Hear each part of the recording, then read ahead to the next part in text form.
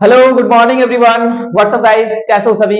आशा करते हैं दोस्तों आप लोग बहुत अच्छे होंगे एंड आप लोगों का स्टडी भी बहुत अच्छे से चल रहा है। दोस्तों ये इस द लैंग्वेज ऑफ केमिस्ट्री का जो चैप्टर नया चैप्टर स्टार्ट हुआ है दोस्तों, ये सेकंड पार्ट होगा यहाँ पर। और इसमें हम लोग क्या बात करेंगे, यहाँ पर हम लोग दोस्तों केमिकल फार्मूला कैसे लिखते हैं वहां से स्टार्ट जो करेंगे अपना क्लास आज की। ठीक है, तो आशा करते हैं आप लोग बाकी जो वीडियोस हो चुका है दोस्तों, प्रीवियस लेक्चर देख के आए हो यहाँ पर और डेफिनेटली पेन और पेपर के साथ बैठे हुए हो। तो चलो स्टार्ट करते हैं आज का लेसन। ठीक है, तो चलो प्यारा सा हेडिंग लगा लो दोस्तों, यहाँ पर आप लोग एक प्यारा सा हेडिंग लगा लो, द लैंग्वेज ऑफ केमिस्ट्री। ठीक है, द लैंग्वेज ऑफ केमिस्ट्री क्या लिखना है, द लैंग्वेज ऑफ केमिस्ट्री। इस लेक्चर में दोस्तों बहुत सारा बात करेंगे हम लोग, जो कि बहुत इंपॉर्टेंट होगा आप लोगों के एग्जाम के लिए और सीखने के लिए तो बहुत कुछ है। ठीक है, तो चलो केमिकल फार्मूला पहला हेडिंग लगाओ। केमिकल फार्मूला लिखेंगे हम लोग, बहुत सारा चीज पढ़ना है फटाफट। ठीक है, तो चलो हेडिंग लगाओ फटाफट, केमिकल फार्मूला।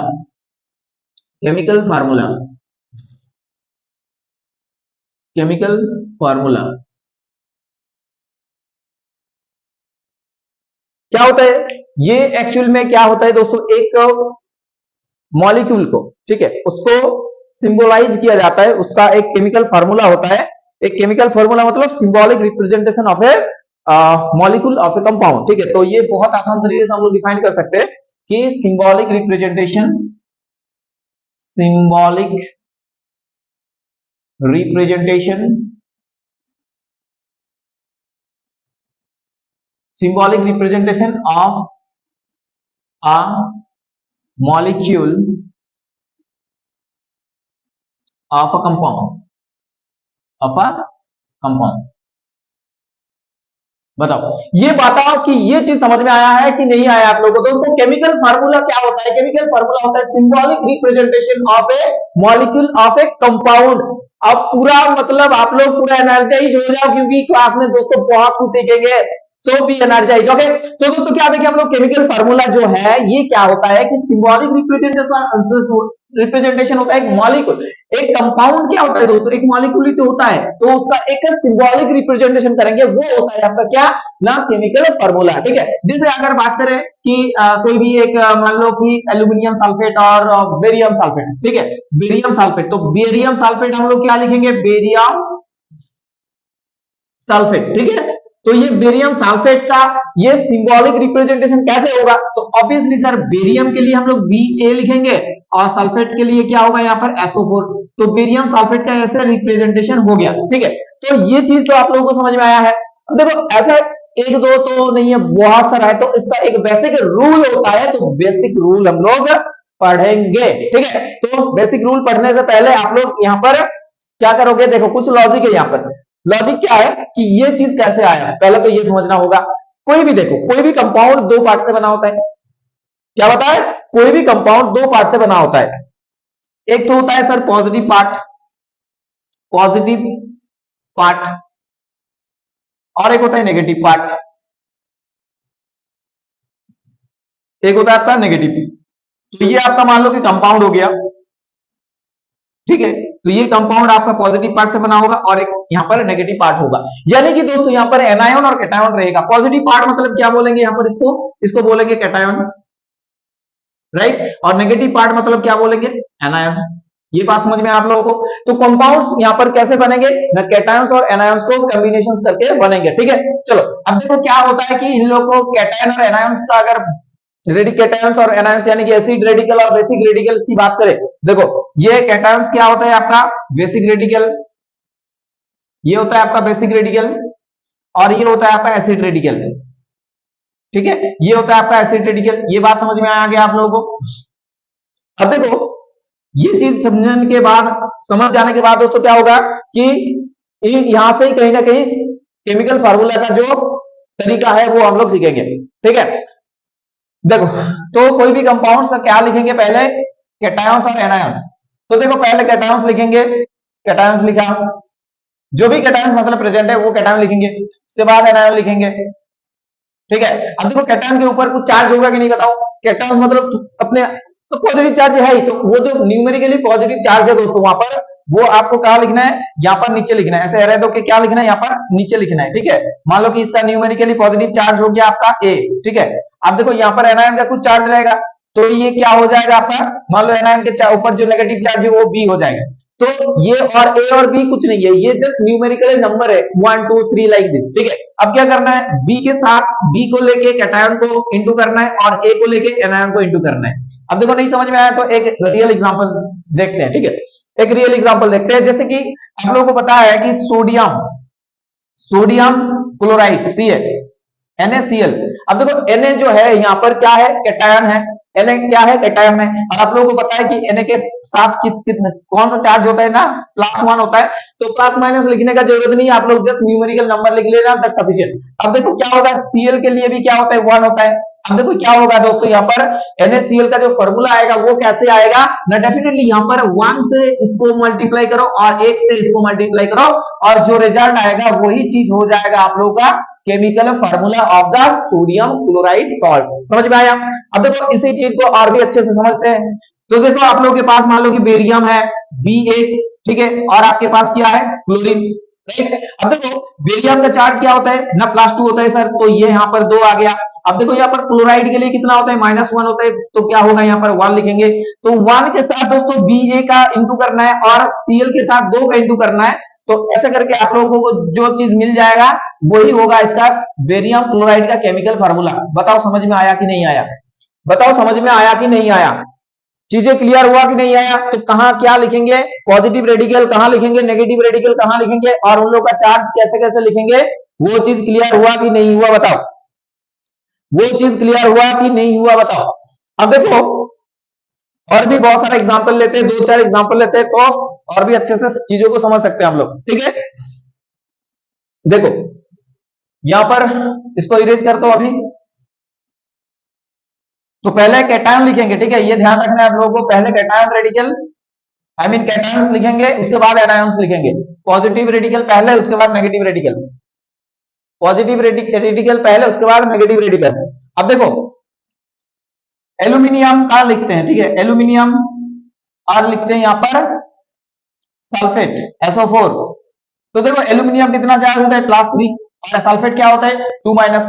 तो ये जो नंबर है चार्ज का वो आप लोग क्या लिखोगे, नीचे लिखोगे, मतलब 3 लिखोगे यहाँ पर, और ये 2 माइनस नहीं लिखना है, 2 लिखना है, ठीक है, समझ में आया। अब देखो 2 से क्या करना है, Al को इंटू करो और 3 से किसको इंटू करना है, सल्फेट को इंटू करो। तो Al के साथ 2 बनेगा, मतलब यहाँ पर आप लोगों को Al2 लिखना होगा यहाँ पर, ठीक है। और देखो सल्फेट है तो सल्फेट जैसे यहाँ पर एक कंपाउंड सिस्टम है तो डेफिनेटली सल्फेट का ब्रैकेट में लिखना होगा, उसके बाद आपको यहाँ पर 3 लिखना होगा। समझ में आया। तो ये आपका हो गया एल्यूमिनियम सल्फेट का फॉर्मूला। अब देखो एल्यूमिनियम नाइट्रेट लिखते हैं, तो एल्यूमिनियम लिखे तो एल्यूमिनियम और नाइट्राइट। तो देखो दोस्तों यहाँ पर आप लोगों को पता होना चाहिए कि एल्यूमिनियम का चार्ज क्या होता है ना, एल्यूमिनियम का चार्ज होता है सर +3 और नाइट्राइट का कितना होता है 3-। अब देखो एल्यूमिनियम के नीचे क्या लिखेंगे, 3 लिखेंगे और नाइट्राइट के नीचे भी क्या लिखेंगे, 3 लिखेंगे। अब देखो इंटू करने से पहले आप लोग उसको छोटा कर लो, इंटू करने से पहले क्या करना है, आपको छोटा करना है। तो 3:3 मतलब 1:1। अब देखो 1 से इसको L का इंटू करो और 1 से N को इंटू करो, तो आपके पास क्या आ जाएंगे, इसका फॉर्मूला एल्यूमिनियम नाइट्राइट, ये हो गया आपका एल्यूमिनियम नाइट्राइट। तो ऐसे करके दोस्तों, ऐसे करके आप लोग बहुत सारा चीजों का केमिकल फार्मूला बना सकते हो। जैसे कि एक एग्जांपल और लेते हैं, कैल्शियम हाइड्रोक्साइड लेंगे, ठीक है। तो देखो कैल्शियम का होता है +2 और हाइड्रोक्साइड आयन का क्या होता है आपका OH-। अब देखो ये नीचे आ जाएंगे तो क्या हो जाएंगे, यहाँ पर 2 और यहाँ पर ये नीचे लिखेंगे इसका चार्ज, तो क्या लिखेंगे 1 लिखेंगे। जस्ट न्यूमेरिकल लिखना है, जो ऊपर में चार्ज लिखा रहता है वो चीज यहाँ पर नीचे आ जाएंगे, ठीक है। अब लिखने के बाद क्या होगा, ये 1 के साथ इसका इंटू करना है और 2 के साथ इसका इंटू करना है, और ऐसा करके हम लोग के पास जो मिल जाएगा वही होगा आपका chemical formula of the calcium hydroxide CaOH, ठीक है। अब देखो कैल्शियम ऑक्साइड का कैसे होगा, तो कैल्शियम लिखोगे यहाँ पर, इसका चार्ज लिखोगे यहाँ पर, और ऑक्साइड मतलब ऑक्सीजन 2- ऊपर होगा।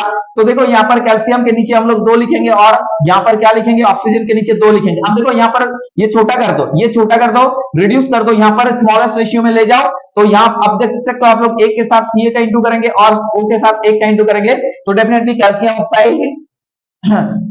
ऑक्साइड का जो फार्मूला आ रहा है वो CaO आ रहा है, ठीक है। तो इतना सारा चीजें समझ लिया हम लोग, और भी बहुत सारा चीजें दोस्तों। तो इससे पहले हम लोग क्या सीखेंगे, कि कुछ इंपॉर्टेंट कैटायंस एनायंस उसका पूरा चार्ट बनाएंगे, जो कि बहुत इंपॉर्टेंट होना है आप लोगों के लिए, ठीक है। तो ये चीज ध्यान में रखना है, क्योंकि देखो कोई भी फॉर्मूला बना सकते हो आप लोग, अगर आप लोगों के पास एसिड रेडिकल और बेसिक रेडिकल का पूरा प्रिपरेशन रहे, अच्छे से माइंड में रहे वो चीज, तो कोई भी चीज आप लोग बना सकते हो, क्योंकि रूल तो चेंज नहीं होगा, रूल सेम है, बस एसिड रेडिकल लिखना है, बेसिक रेडिकल लिखना है, ठीक है। मतलब पॉजिटिव रेडिकल, उसके बाद negative radicals, then their charges, ठीक है। चार्ज लिखने के बाद वो ऐसे करके क्रीज क्रॉस कर देना है, तो डेफिनेटली आप लोगों को वो केमिकल फार्मूला मिल जाएगा, ठीक है। चलो तो वो चीज कर लेते हैं, क्योंकि वो इंपॉर्टेंट होता है बहुत। तो मोनोवैलेंट, उसके बाद डाइवैलेंट करेंगे, उसके बाद ट्राइवैलेंट, उसके बाद ट्राइवैलेंट, उसके बाद टेट्रावैलेंट। तो बस टेट्रावैलेंट तक ही हम लोग सीमित रहेंगे यहाँ पर। तो डेफिनेटली पहले तो पॉजिटिव आयंस की बात करेंगे, पॉजिटिव रेडिकल्स की, उसके बाद नेगेटिव रेडिकल्स की बात करेंगे, ठीक है। तो आप लोग क्या करना है, पहले हेडिंग लगाओ कि जितना सारा पॉजिटिव रेडिकल है वो सब का बात अभी हम लोग करने वाले, ठीक है। तो positive radicals, monovalent positive radicals, तो यहां पर हेडिंग लगा positive radicals, positive radical, positive radicals, ठीक है।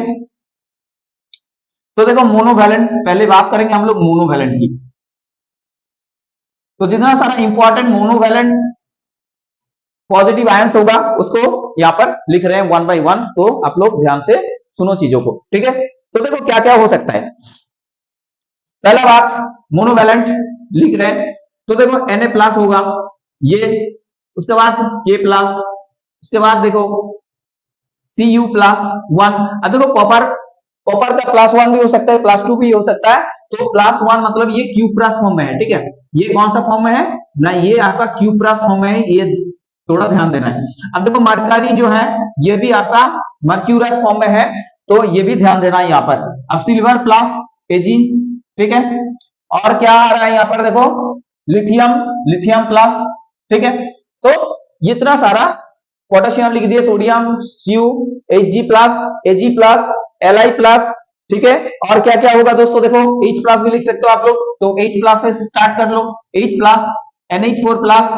तो इतना सारा जो है ये मोनोवैलेंट में आएंगे, ठीक है। नेक्स्ट क्या लिखोगे, कहां गया मार्कर रेड, हाँ। तो नेक्स्ट हम लोग बात करेंगे दोस्तों यहाँ पर डाइवैलेंट की। तो डाइवैलेंट हेडिंग लगाओ, डाइवैलेंट। तो देखो डाइवैलेंट में कौन सा चीज आ जाएंगे, डाइवैलेंट में क्या क्या लोग आएंगे, यहाँ पर देख सकते हो आप लोग क्या क्या चार्ज आएंगे, ठीक है। तो बाइवैलेंट और डाइवैलेंट बोल सकते हो पॉजिटिव रेडिकल्स में दोस्तों। यहाँ पर बात करेंगे, पहला बात करेंगे दोस्तों यहाँ पर बेरियम की। तो बेरियम, बेरियम 2 प्लस होगा ये चीज, ठीक है, बेरियम होगा। उसके बाद मैग्नीशियम होगा Mg2 प्लस, उसके बाद दोस्तों कैल्शियम 2 प्लस होगा, उसके बाद स्ट्रोंशियम 2 प्लस होगा, ठीक है। बेरिलियम, बेरिलियम 2 प्लस होगा, राइट। कॉपर 2 प्लस होता है, राइट।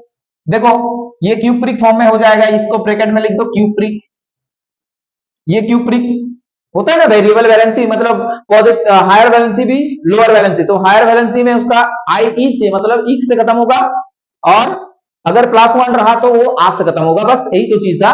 तो बेरियम 2 प्लस हो गया, magnesium 2 plus, calcium 2 plus, strontium 2 plus, beryllium 2 plus, Cu 2 plus. उसके बाद हम लोग बात करेंगे दोस्तों यहाँ पर बात करेंगे क्या ना, Mg2 प्लस हो गया, Hg2 plus, mercuric ion, right, mercuric ion. और 2 प्लस क्या होगा, देखो आयरन भी 2 प्लस करते हैं, 3 प्लस भी करते हैं, तो आयरन 2 प्लस मतलब आस हो जाएगा यहाँ पर, राइट, आज से खत्म होगा। यानी कि आयरन का दोस्तों यहाँ पर 2 प्लस ही लोअर वैलेंसी है, ठीक है। ये जो 2 प्लस है लोअर वैलेंसी, तो आज से खत्म होगा, तो Fe2 प्लस हो गया। अब बताओ और क्या होगा, देखो जिंक 2 प्लस होगा, जिंक 2 प्लस होता है, ठीक है। अब देखो निकेल 2 प्लस होगा, nickel 2 plus, right. Manganese Mn2 plus होता है। तो इतना सारा आप लोग क्या ध्यान रख सकते हैं यहाँ पर 2 प्लस चार्ज का, राइट। इतना सारा जो है पॉजिटिव प्लस 2 चार्ज, यानी कि बाइवैलेंट और डाइवैलेंट की बात हम लोग कर सकते हैं, ये यहाँ पर देख लो। अब देखो ट्राइवैलेंट की बात करते हैं दोस्तों, तो यहाँ पर अभी चीज लिख सकते हैं, 3 प्लस होगा, Sn2 प्लस होगा, ठीक है। Pt प्लैटिनम, प्लैटिनम भी हो सकता है, ठीक है। तो प्लैटिनम 2 प्लस। तो दोस्तों यहाँ पर बहुत सारा ऐसा भी और भी लिख सकते हो आप लोग, लेड 2 प्लस, पीबी कर दो इसको, Pb2 प्लस, ठीक है। तो चलो अब इतना ही रख दो। अब देखो ट्राइवैलेंट की बात करते हैं, तो ट्राइवैलेंट यहाँ पर हेडिंग लगाओ, ट्राइवैलेंट की बात करते हैं तो ट्राइवैलेंट आप लोग हेडिंग लगा सकते हो यहाँ पर ट्राइवैलेंट, ठीक है। तो trivalent, trivalent.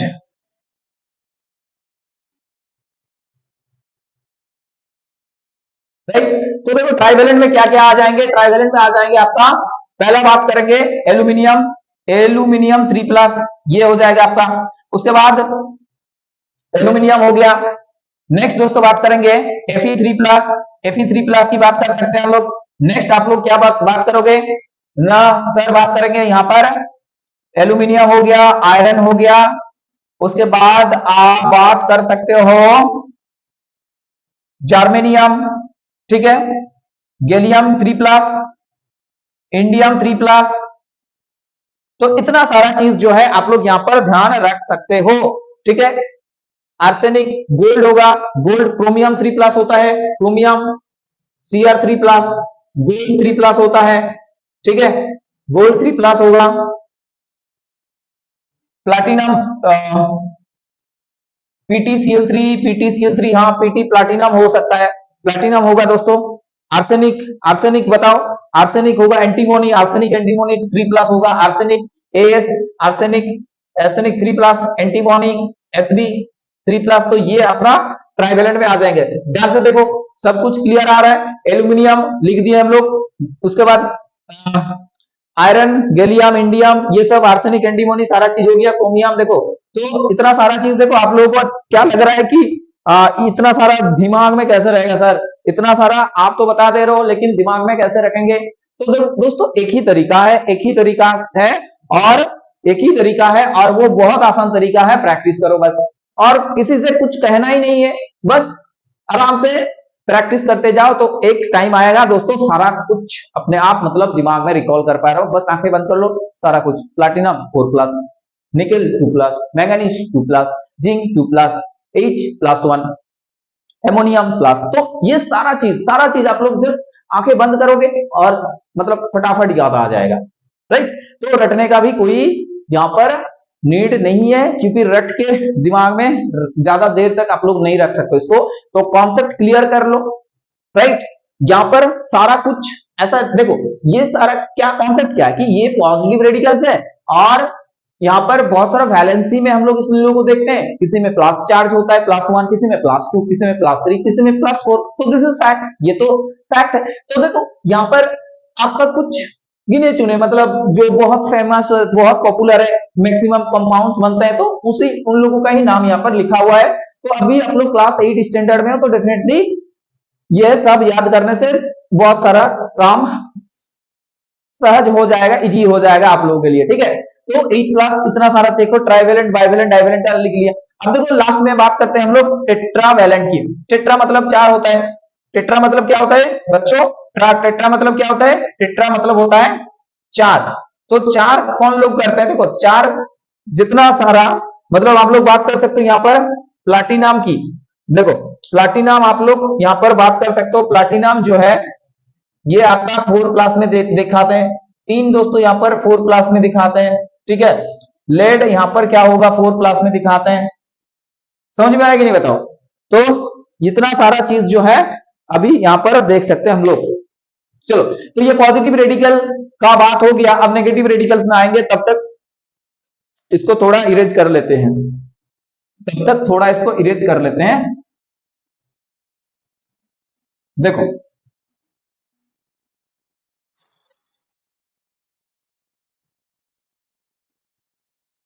Negative radical shading लगाओ, नेगेटिव रेडिकल शेडिंग लगाओ, नेगेटिव रेडिकल्स।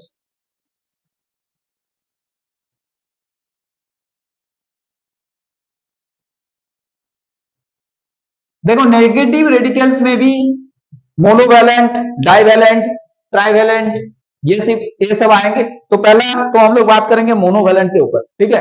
पहला लिखेंगे क्या, मोनोवैलेंट। तो लिखो यहां पर मोनोवैलेंट, मोनोवैलेंट, ठीक है। क्या लिखना है, मोनोवैलेंट। अब देखो मोनोवैलेंट में क्या क्या आएंगे, तो जो जो चीज पॉसिबल है मतलब मैक्सिमम जो इंपॉर्टेंट होता है वो अभी लिखेंगे। तो पहला तो लिखेंगे दोस्तों H- को हाइड्राइड आयन, ठीक है। H- को क्या आयन बोला जाता है, हाइड्राइड आयन। अच्छा आप लोगों का नाम तो पता होगा ना, या लिखेंगे ब्रैकेट में। देखो हाइड्राइड, आप लोग ना मेरे साथ लिखते चलो तो आप लोगों के लिए आसानी हो जाएगा। Hydride ion. H माइनस मतलब क्या होता है? Hydride ion. उसके बाद लिखो H माइनस लिख लिए, अब लिखो Cl माइनस। Cl माइनस लिखो chloride ion, CHLORID chloride ion, ठीक है। उसके बाद लिखो Br माइनस, ये आपका हो जाएगा ब्रोमाइड, ब्रोमाइड। आयोडाइड लिखो I माइनस, ये आ जाएगा आप लोगों का आयोडाइड। उसके बाद लिखो F माइनस, ये हो जाएगा आपका फ्लोराइड, फ्लोराइड, ठीक है। नेक्स्ट लिखो NO3 माइनस, लिखो nitrate ion, nitrate, TRAT, nitrate. उसके बाद लिखो NO2 माइनस, ये होगा आपका नाइट्राइट। तो यहां ध्यान देना है नाइट्राइट और नाइट्रेट में, ठीक है।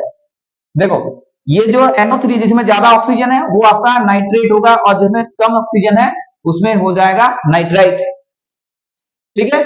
सिल्वर नाइट्रेट याद करते हैं ना हम लोग, सिल्वर नाइट्रेट, तो उसमें क्या होता है फॉर्मूला AgNO3। तो अब आप कंफ्यूज नहीं होना है आप लोगों को, NO3 मतलब नाइट्रेट आयन होता है, ठीक है। तो ये चीज तो क्लियर हो गया। अच्छा अब देखो बाइकार्बोनेट HCO3 माइनस, ये होगा आपका बाइकार्बोनेट, बाइकार्बोनेट। ऐसा ही आप बाई सल्फेट भी लिख सकते हो, HSO4 माइनस, ये होगा आपका by sulphate, by sulphate. Sulphate होता है ना उसका SO42 माइनस, तो वो बाइवेलेंट में लिखेंगे, लेकिन उसके साथ अगर एक H प्लस आ जाता है तो डिफरेंट वो बाई सल्फेट बोला जाएगा, ठीक है। अब देखो बाई कार्बोनेट, बाई सल्फाइड भी बोल सकते हो, SO3 माइनस, ये हो जाएगा आपका बाई सल्फाइड, बाई सल्फाइड, ठीक है। HS माइनस, ये हो जाएगा आपका by sulphide, by sulphide, PHID, ठीक है। अब -1 में और कौन कौन है बताओ, और कौन कौन है बताओ। नाइट्रेट हो गया, नाइट्राइट हो गया, कार्बोनेट हो गया, बाइकार्बोनेट, सल्फेट हो गया, हाइड्राइड हो गया, क्लोराइड हो गया, ठीक है। और कौन कौन है बताओ। देखो और भी बहुत सारा है दोस्तों। एक है आपका KMnO4, मतलब KMnO4 से आएगा ये, KMnO4 से पारमैंगनेट ion, MnO4 minus, MnO4 minus, ये इसको बोलेंगे पारमैंगनेट आयन, ठीक है, पारमैंगनेट आयन, समझ में आया। अब देखो और एक आएगा NaAlO2 के बारे में आप लोगों को पता है, सोडियम एल्यूमिनेट, तो एल्यूमिनेट आयन AlO2 कॉन्सेप्ट भी बता रहे हैं साथ साथ, ठीक है। तो याद हो जाएगा आप लोगों को AlO2 माइनस, ये आपका हो जाएगा क्या, एल्यूमिनेट, एल्यूमिनेट। तो बस बहुत सारा हो गया, देखो मोनोवेलेंट का, हाइड्राइड हो गया, क्लोराइड हो गया, ब्रोमाइड हो गया, कार्बोनेट हो गया, नाइट्रेट, नाइट्राइट, ठीक है। अब देखो एक होता है आपका क्लोरिक, HClO4, HClO3, तो ये आपका यहां से ClO3 माइनस आयन आएगा, तो इसको क्या बोलेंगे, पारक्लोरेट, क्या बोलेंगे, पारक्लोरेट, राइट। तो ऐसे करके आप लोग बोल सकते हो पारक्लोरेट। क्लोरेट पोटेशियम क्लोरेट होता है ना, KClO3 होता है, सॉरी इसको थोड़ा करेक्शन कर लो, KClO3 हम लोग लिखते हैं ना ऐसे, तो KClO3 मतलब पोटेशियम क्लोरेट होगा ये, और पारक्लोरेट करोगे तो ClO4 माइनस होगा, ठीक है। इसको थोड़ा करेक्शन कर लो, ClO3 माइनस होगा आपका क्लोरेट, CHLORAT, ठीक है। ये चीज ध्यान देना है थोड़ा, ClO4 माइनस ये जो होगा आपका पारक्लोरेट होगा, और उसके बाद क्लोरेट अगर बोलोगे तो ClO3 माइनस। तो देखो ध्यान रखो, और इतना सारा कुछ चीज जो है आप लोग पहले एक बार तो लिख लो कॉपी में, क्योंकि कॉपी में होना पहले तो इंपॉर्टेंट होता है, उसके बाद बाकी सब हो जाएगा धीरे धीरे, ठीक है। पहले कॉपी में लिख लो एक बार, आप लोग लिख लो एक बार, ठीक है। उसके बाद दोस्तों बात करेंगे हम लोग क्या ना, डाइवेलेंट की, ठीक है। तो यहाँ पर इरेज कर देंगे और लिख देंगे, नाम भी साथ साथ लिखो, नाम भी लिखना जरूरी है, क्योंकि नाम लिखोगे तो ही ना पता चलेगा कि हाँ बाइसल्फाइड के सर ये बताए थे। उसके बाद नाइट्राइट और नाइट्रेट के बीच में जो डिफरेंस है वो बताए थे, तो ये लिखोगे तो दिमाग में बैठेगा। तो समझ रहे हो ना आप लोग क्या बोल रहे हैं। चलो अब देखो नेक्स्ट लगाओ हेडिंग यहां पर बाइवेलेंट की, बाइवेलेंट, बाइवेलेंट। तो बाइवेलेंट में क्या क्या आयंस आ जाएंगे, देखो एनायंस नेगेटिव चार्ज। पहला बात दोस्तों बात करेंगे इसके ऊपर ऑक्साइड के ऊपर, ठीक है। तो ये लिख लो ऑक्साइड, ये ऑक्साइड हो गया। फिर आएगा आपका सल्फेट SO4 2 माइनस, ये हो गया आपका सल्फेट, सल्फेट हो गया ना। अब देखो सल्फाइट होगा, एक ऑक्सीजन घटा दो इसमें से, एक ऑक्सीजन घटा दो, देखो SO4 2 माइनस ये कहां से आता है, H2SO4, तो सल्फ्यूरिक एसिड, तो वहां पर सल्फेट आयन होता है, तो इसको इसका जो फार्मूला होता है ध्यान रखना है, SO4 2 माइनस होता है सल्फेट, और सल्फाइड होता है SO3 2 माइनस, ठीक है। SO3 2 माइनस ये होता है आपका सल्फाइट, PHIT। ये चीज ध्यान दो, यहाँ पर बहुत दिक्कत हो सकता है आप लोगों को कि ATE होगा और ITE होगा, देखो तो जो जिसमें ज्यादा ऑक्सीजन है, मोर ऑक्सीजन तो ATE लिखना है, ठीक है, मोर ऑक्सीजन तो ATE होगा, यहाँ पर ये लिख दे रहे तो आप लोगों को याद रह जाएगा। अब देखो आइड होगा तो लेस ऑक्सीजन, एक जिसमें कम ऑक्सीजन होगा, लेस ऑक्सीजन, ठीक है, less oxygen, less oxygen atom, जहां पर क्या होगा, लेस ऑक्सीजन एटम होगा, वो आपका सल्फाइड होगा, और जिसमें क्या है कि ज्यादा से ज्यादा मतलब ज्यादा ऑक्सीजन है, 4 है, तो ये आपका मोर सल्फेट होगा। अब देखो कार्बोनेट CO3 2 माइनस, ये आपका कार्बोनिक एसिड से आता है, तो कार्बोनेट इसको बोलेंगे क्या, कार्बोनेट, कार्बोनेट, ठीक है, इसको क्या बोलेंगे, कार्बोनेट बोलेंगे। अब देखो और क्या आ सकता है यहाँ पर, सल्फेट हो गया, सल्फाइड हो गया, कार्बोनेट हो गया, ऑक्साइड हो गया। बाइवेलेंट में नेगेटिव और क्या आएगा, क्या आएगा, क्या आएगा, क्या आएगा, क्या आएगा, ठीक है।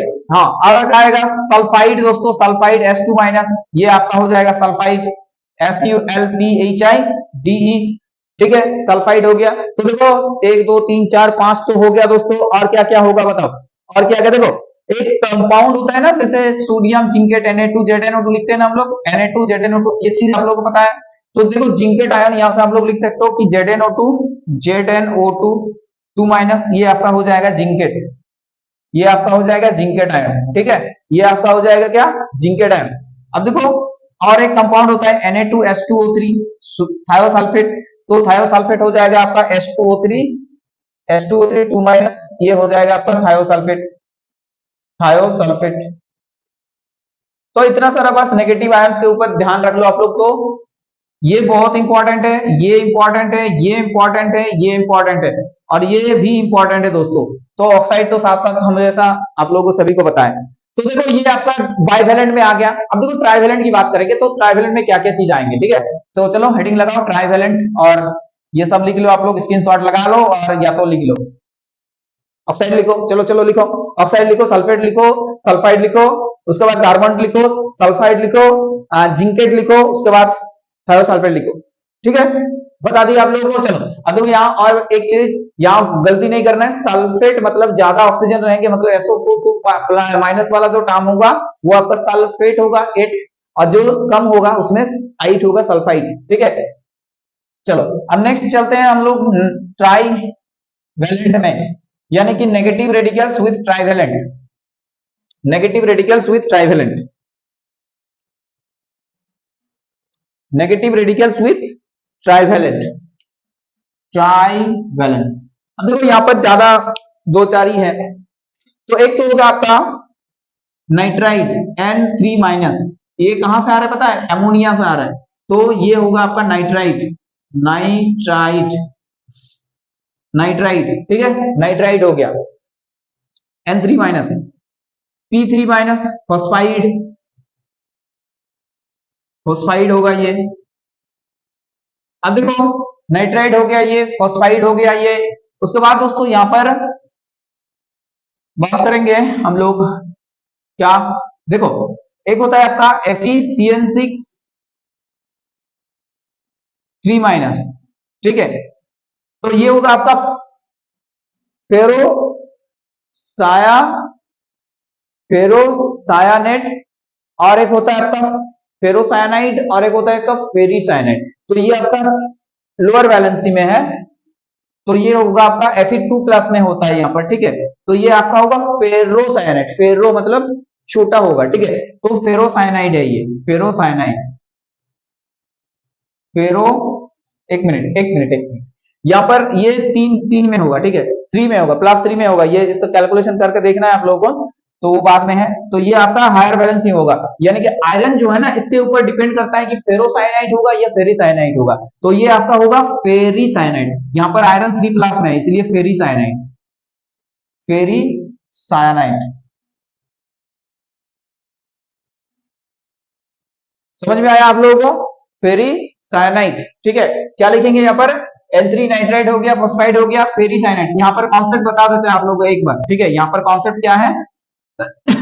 तो देखो यहाँ पर आयरन, अगर आयरन यहाँ पर कौन सी ऑक्सीजन स्टेट में है ना, यहाँ पर +3 ऑक्सीजन स्टेट में है, +3 ऑक्सीडेशन स्टेट। अभी नहीं समझ में आ रहा है ऑक्सीजन स्टेट क्या है, तो चलो बाद में समझ में आ जाएगा। तो Fe3+ यहाँ पर कौन सा स्टेट में? ये तो आप लोगों को पता है कि कोई भी एलिमेंट हायर ऑक्सीजन स्टेट में भी रह सकता है और उससे छोटा भी, मतलब लोअर ऑक्सीजन स्टेट में भी रह सकता है। तो हायर मतलब आयरन अगर हायर ऑक्सीडेशन स्टेट में रहे तो ये आपका हो जाएगा फेरीसाइनाइड, FeRRICYANID, फेरीसाइनाइड, ठीक है। तो ये चीज ध्यान रखना है आप लोगों को, फेरीसाइनाइड। अब देखो फॉस्फोरिक एसिड, फॉस्फाइड आप लोगों को पता है, फॉस्फेट PO4 3- होता है ये, तो ये होगा फॉस्फेट, फॉस्फेट PHOSPHAT, फॉस्फेट। तो ये फॉस्फेट आयन हो गया। अब देखो फॉस्फेट होगा और फॉस्फाइड भी होगा, PO3 अगर 3- होता है तो ये आपका फॉस्फाइड आयन होगा, फॉस्फाइड, फॉस्फाइड, ठीक है। समझ में आया? फॉस्फाइड। यहाँ पर भी देखो वो लॉजिक लगा सकते हो आप लोग कि अगर ज्यादा ज्यादा मोर ऑक्सीजन एटम रहा तो यहाँ पर एड से खत्म होगा, और उससे अगर एक कम ऑक्सीजन रहा तो आइड से खत्म होगा, ठीक है। ये चीज ध्यान में रखना है आप लोगों को। तो फॉस्फेट हो गया और फॉस्फाइड हो गया। फिर फेरोसायानाइड बता दिए, यहाँ इसको इग्नोर मत करो दोस्तों, इसको इग्नोर मत करो क्योंकि ये इंपॉर्टेंट है। अब देखो ट्राई हो गया, टेट्रा, टेट्रा में आएंगे तो टेट्रा यहां लिखो, tetra valency, tetra, tetra valent. तो टेट्रा वैलेंट में हम लोग क्या देखेंगे? यहाँ पर देखो, इसको देखो आप लोग, इस फेरोसाइनाइड को फेरीसाइनाइड बना देते हैं। कैसे? बस आप लोग क्या करना है, ऊपर 4- लिखो या 3- होगा, तो ये आपका हो जाएगा FeCN6 4- अगर लिखते हैं यहाँ पर 4-। देखो ये कोऑर्डिनेशन कंपाउंड है, कोऑर्डिनेशन कंपाउंड जटिल जो है ये कोऑर्डिनेशन कंपाउंड, तो डेफिनेटली ये इन लोगों का केमिस्ट्री भी बहुत कॉम्प्लेक्स है। तो देखो 4- ये आपका हो जाएगा फेरोसायनाइड, फेरोसायनाइड, फेरोसायनाइड, ठीक है। ये चीज समझ में आया आप लोगों को? फेरोसायनाइड। बस टेट्रावैलेंट एनायन का यहाँ पर एक ही चीज ध्यान रखो। तो देखो इतना सारा बात किया अभी हम लोग की positive radical, monovalent, divalent, trivalent, tetravalent, ठीक है। उसके बाद negative radicals, monovalent, divalent, trivalent, tetravalent, like this. तो इतना सारा चीज हम लोग बात कर लिए। अब 2-4 हम लोग केमिकल फार्मूला यहां पर से लिखने वाले हैं। देखो आप लोग फॉस्फेट उठाओ और सोडियम एल्यूमिनियम उठाओ वहां से, ठीक है। तो चलो एल्यूमिनियम लिखो यहाँ पर और फॉस्फेट। अभी तो हम लोग को पता हो गया ना, अभी तो दिक्कत नहीं होगा, कोई भी एनायंस का टाइम दे देगा। तो देखो ये 3+, 3- क्या करना है? तो ये देखो 3 हो जाएगा यहाँ, और यहाँ पर भी 3 हो जाएगा। तो इसको छोटा कर दो, छोटा करने से क्या हो जाएगा? 1:1, यानी कि AlPO4 ऐसा लिखेंगे, ठीक है। अगर इसी को अगर हम लोग कैल्शियम लिखेंगे तो कैसा होगा? देखो कैल्शियम 2+। तो देखो ये जो न्यूमेरिकल है वो नीचे आएगा, ठीक है। हर बच्चे को समझ में आएगा अगर बहुत ध्यान से देख रहा है तो, कोई दिक्कत नहीं होगा उसका। तो 2+ है नीचे तो 2 लिखेंगे, 3 लिखेंगे तो यहाँ 3 लिखेंगे, क्योंकि सब कुछ लॉजिक के साथ चल रहा है, ऐसा नहीं कि बहुत हड़बड़ी में चल रहे हैं हम लोग। तो देखो ये क्या होगा? C के साथ 3 का इंटू करो, C के साथ क्या करना है? 3 का इंटू करो, और फॉस्फेट को ऐसे लिखो। देखो ये कंपाउंड आयंस है ना, इसी वजह से दोस्तों यहाँ ब्रैकेट में लिख रहे हैं हम लोग, ठीक है। इसको ब्रैकेट में दो। एक चीज आप लोगों को ध्यान देना है कि चार्ज जो होगा ना यहाँ पर, टोटल पॉजिटिव चार्ज और नेगेटिव चार्ज इक्वल होगा। देखो यहाँ पर कितना सारा पॉजिटिव आयंस है ना, 3, तो उसके लिए चार्ज कितना होगा? +6। अब यहाँ पर बताओ कितना सारा नेगेटिव आयंस है? 2 है, तो उसके लिए चार्ज कितना हो रहा है? -6। इसीलिए क्या होता है कि हमेशा न्यूट्रल होगा, जितना पॉजिटिव चार्ज होगा उतना नेगेटिव चार्ज होगा, जितना पॉजिटिव चार्ज होगा उतना ही नेगेटिव चार्ज होगा, ठीक है। तो ये आप लोगों को ध्यान रखना है, यानी कि अभी यहाँ पर नहीं है बट कॉन्सेप्ट समझा दिया आप लोगों को, तो कि यहाँ पर ऐसा ही होता है, टोटल आपका क्या होता है? न्यूट्रल होता है। मतलब जितना पॉजिटिव चार्ज कैटायंस का उतना ही नेगेटिव चार्ज। और एक ध्यान देने वाली बात ये है कि देखो हमेशा हम लोग पॉजिटिव पार्ट को ही पहले लिख रहे हैं, हर किसी में देखो आप लोगों को पॉजिटिव पार्ट को पहले लिखा जाता है। ये पॉजिटिव वाला पार्ट है तो ये पॉजिटिव वाला पार्ट को पहले लिखोगे आप लोग, उसके बाद नेगेटिव वाला पार्ट को लिखोगे, ठीक है। तो ये ऑर्डर ध्यान रखना है आप लोगों को। सॉल्ट में होता है ना, सॉल्ट में हमेशा ऐसा ही होता है, और किसी भी केमिकल कंपाउंड लिख रहे हो वहां पर पॉजिटिव रेडिकल को पहले लिखोगे उसके बाद नेगेटिव रेडिकल, ये रूल होता है, ठीक है। तो यहां पर से आप लोगों को ये चीज कंप्लीट हो गया। अब देखो कुछ इंपॉर्टेंट केमिकल्स होता है जिन लोग हम लोग बहुत ज्यादा यूज करते हैं केमिकल इक्वेशंस में, तो बस उन लोगों का एक झलक हम लोग देख लेंगे यहाँ पर। तो याद रखने का तरीका एक ही है दोस्तों, मेरे साथ आप लोग बोलते जाओ और लिखते जाओ, ठीक है। तो देखो कुछ इंपॉर्टेंट केमिकल्स यहाँ पर लिखेंगे, केमिकल कंपाउंड्स यहाँ पर लिखेंगे कुछ, ठीक है। इंपॉर्टेंट कंपाउंड्स जो कि बहुत इंपॉर्टेंट होता है आप लोग केमिकल इक्वेशंस के लिए। तो लिखो यहाँ पर इंपॉर्टेंट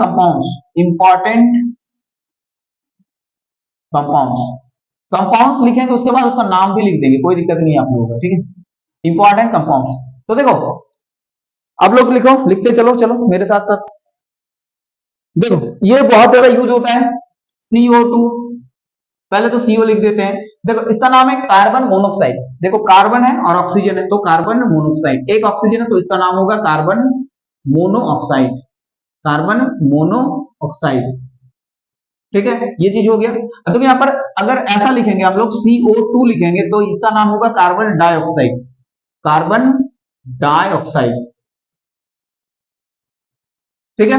ये हो गया। अब देखो अगर हम लोग लिखेंगे यहां पर CO हो गया, CO2 हो गया, SO2, इसका नाम है सल्फर डाइऑक्साइड, सल्फर डाइऑक्साइड, ठीक है। क्या है ये, इसका नाम सल्फर डाइऑक्साइड।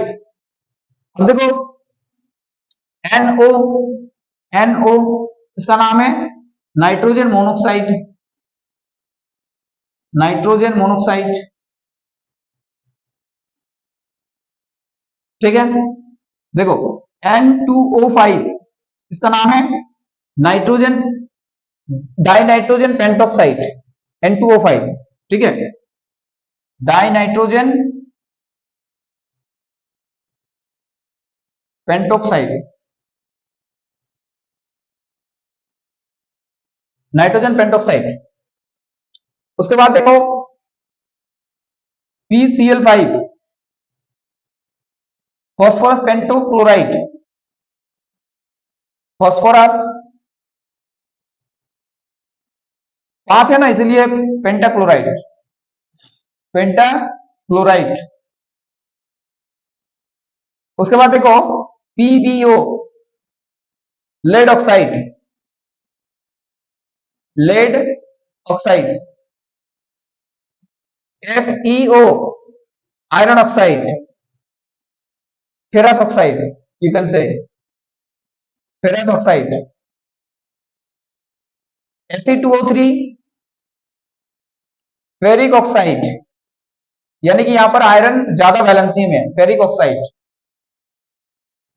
देखो CaCO3 ये बहुत ज्यादा यूज होता है आप लोगों के लिए एग्जाम मतलब क्वेश्चंस में, ठीक है, अभी क्लास 8 स्टैंडर्ड में, तो ध्यान रखना है। CaCO3 मतलब देखो कैल्शियम और ये कार्बोनेट हो गया, तो कैल्शियम कार्बोनेट, राइट। KClO3 इसका नाम है पोटेशियम, अभी देखे हम लोग क्लोरेट वाला Cl3-1 देखे कि नहीं, तो इसका नाम होगा potassium chlorate, potassium chlorate, okay. देखो BaSO4 इसका नाम है बेरियम सल्फेट, बेरियम सल्फेट, जिन लोगों को पता है वो लोग बस रिवीजन कर लो, barium sulphate. AlCl3 aluminium chloride, aluminium trichloride और क्लोराइड बोलो तो चलेगा, एल्यूमिनियम क्लोराइड, ठीक है। तो इतना सारा चीज आप लोगों को ध्यान रखना है, और भी बहुत सारा लिख सकते हैं हम लोग। NaNO3 sodium, sodium nitrate, sodium nitrate, उसके बाद NaNO2, ये होगा आपका sodium nitrite, sodium nitrite. Okay,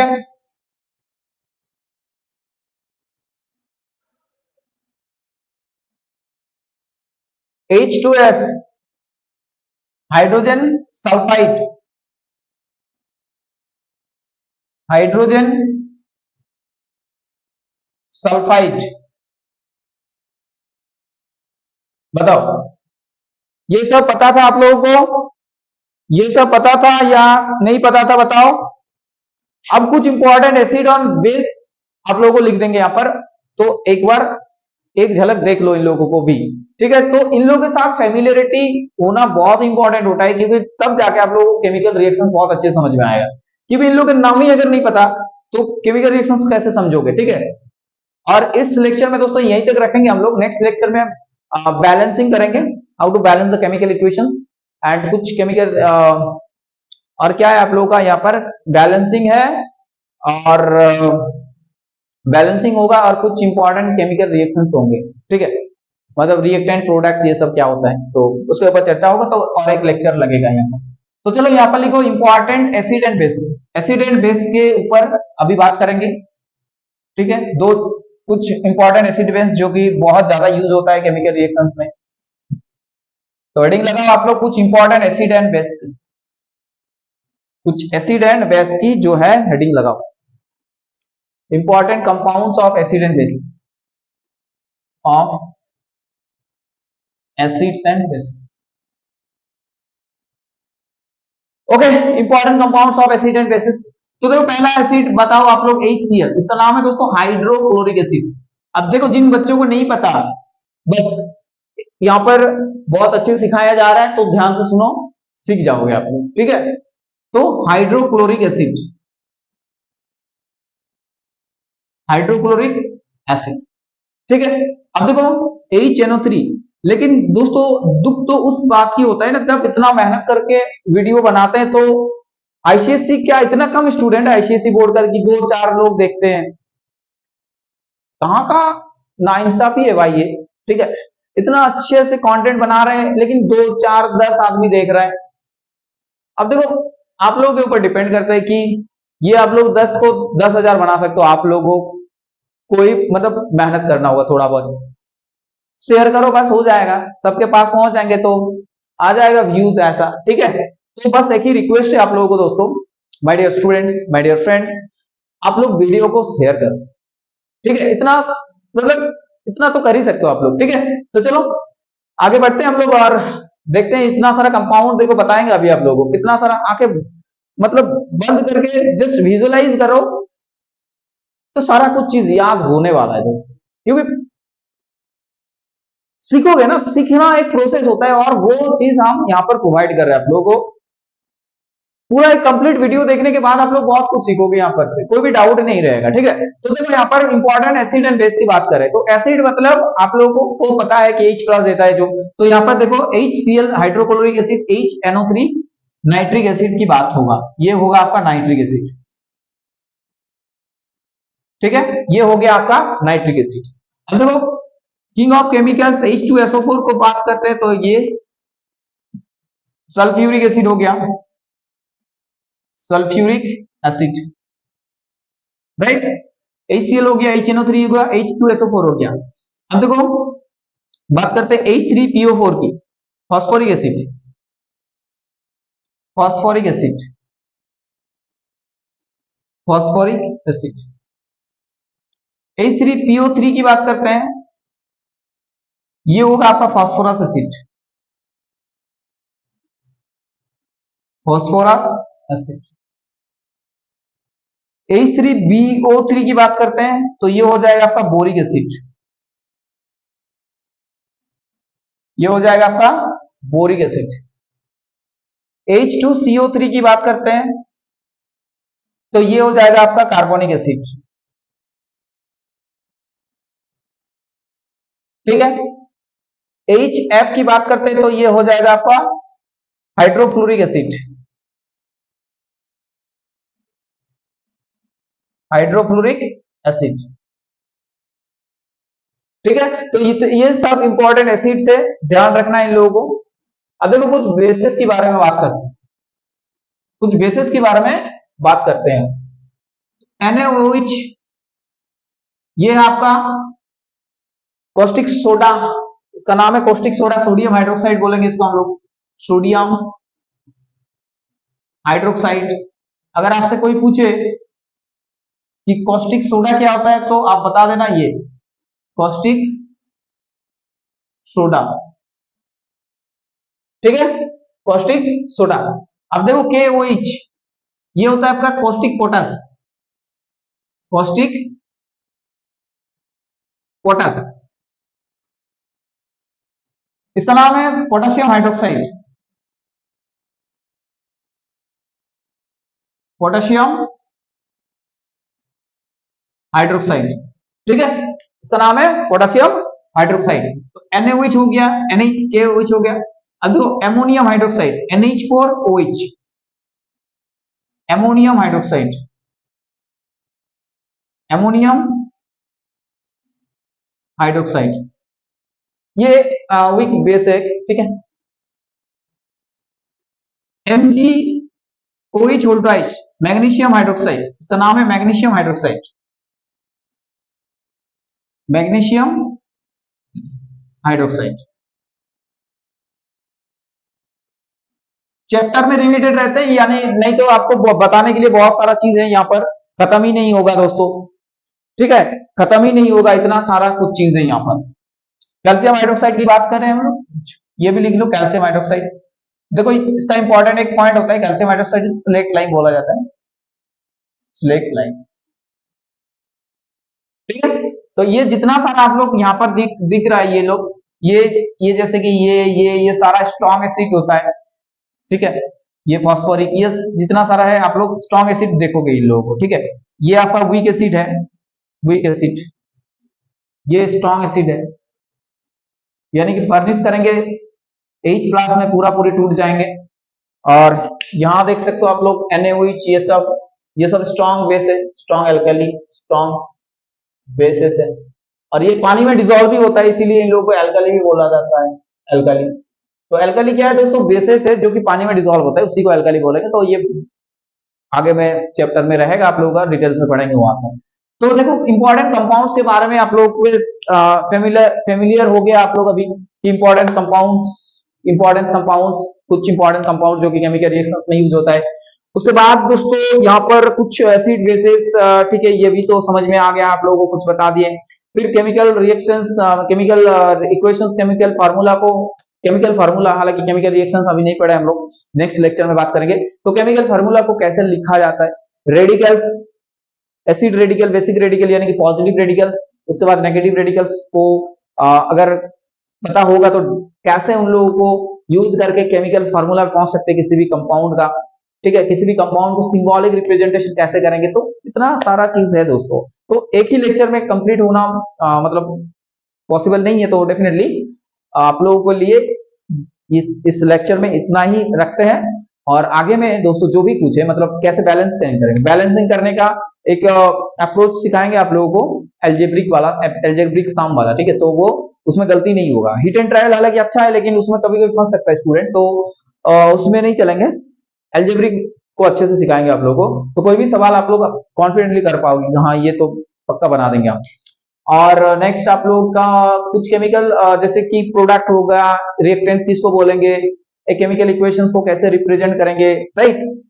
तो केमिकल इक्वेशंस को दोस्तों जैसे नॉर्मली एक्सप्रेस करेंगे, उसके बाद उसमें और भी चीजें डाला जाता है ना, लाइक कौन सा फेज में रहता है, इक्वेशंस रिवर्सिबल है कि नहीं, और कोई अगर प्रेसिपिटेशन फॉर्म हो रहा है तो उसको भी रिप्रेजेंट किया जाता है वहां पर उन लोगों का कॉन्सेंट्रेशन।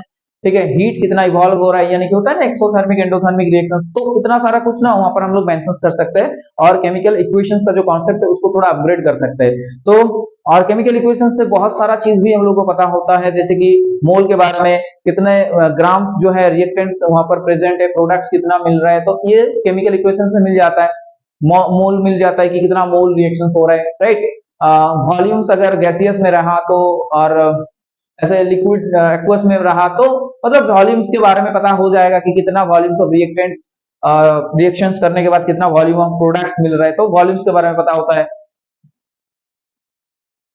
तो ये इंपॉर्टेंस है क्वालिटेटिव क्वांटिटेटिव आप केमिकल रिएक्शंस का इंपॉर्टेंस जो होता है वो हम लोग समझ सकते हैं। ठीक है, तो बस यही सब है। नेक्स्ट हम लोग नेक्स्ट चैप्टर में चले जाएंगे, तो और हार्डली एक यूनिट आधा घंटे का एक लेक्चर होगा, तो उसमें सारा कुछ चीज, हाँ बैलेंसिंग अगर बहुत अच्छे से सीखना है तो लगभग 1 घंटा तो बन ही जाएगा दोस्तों। तो चलो नेक्स्ट वीडियो के लिए आप लोग वेट करो, एंड डेफिनेटली अगर ये वीडियो अच्छा लगा है तो definitely you can share this video with your friends. और चलो रखते हैं आज यहीं पर। So thanks for watching guys. Okay, thank you.